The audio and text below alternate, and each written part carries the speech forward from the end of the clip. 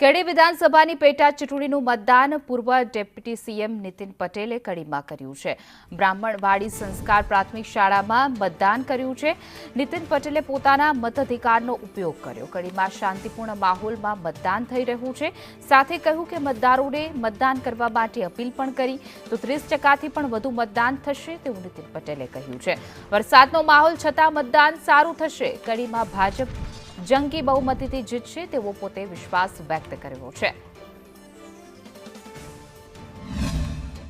પટેલ છે તેણે મતાધિકારનો ઉપયોગ કર્યો છે તેની સાથે વાત કરીશું। નીતિનભાઈ, મતાધિકારનો ઉપયોગ આપે કર્યો છે, ત્યારથી સમજણા થયા ત્યારથી આપે કહ્યું કે આપ અહીં જ મતદાન માટે થઈને આવો છો। આ વખતે કેટલી લીડ સાથે જીતનો વિશ્વાસ વ્યક્ત કરો છો?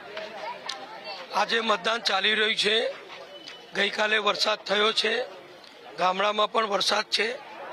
અત્યારે જે મતદાન ચાલી રહ્યું છે એ મતદાન જોતા મને એમ લાગે છે કે ઓવરઓલ આખા વિધાનસભા ક્ષેત્રમાં 60% કરતાં વધુ મતદાન થશે અને જે પણ મતદાન થાય એ મતદાનમાં મોટાભાગનું મતદાન પ્રજા મતદારો, અમારા નેતાઓ, અમારો પક્ષની જે કાર્ય પદ્ધતિ છે, પ્રજાલક્ષી અમારા જે કાર્યક્રમો, આયોજનો અને નીતિ છે અને દેશભક્તિને વરેલો, સેવાને વરેલો, પ્રગતિને વરેલો અમારો પક્ષ છે, એટલે પ્રજા અમને સમર્થન કરશે એવો મને વિશ્વાસ છે। નીતિનભાઈ, ત્રિપાખીયો જંગ છે આ વખતે અહીં ચૂંટણીમાં, લાગે છે કે આ પાર્ટી જે છે ભાજપના વોટ તોડી શકે? ને કોણ કોના વોટ તોડે એ તો મતદારને ખબર પડે, પણ અમારા મતદાતાઓ એ ભાજપને વરેલા છે, દેશભક્તિને વરેલા છે, વિકાસને વરેલા છે। એટલે અમારા મતદાતાઓ બીજા ગમે તેટલા પક્ષ હોય પણ બીજા તરફ એની નજર મિલાવતા પણ નથી, એની સામે જોતા પણ નથી। એટલે અમારા મતદારો તો અમને જ મત આપશે। કોંગ્રેસના ઉમેદવાર છે એને સવારમાં એક આક્ષેપ કર્યો હતો કે ભાજપ દ્વારા ડમી એજન્ટો છે જે બેસાડવામાં આવે છે અને તેના કારણે વોટિંગ ઉપર અસર પડે એવી સ્થિતિ છે। આવો આક્ષેપ તેમના દ્વારા કરાયો હતો, કઈ રીતે જોઈ રહ્યા છે?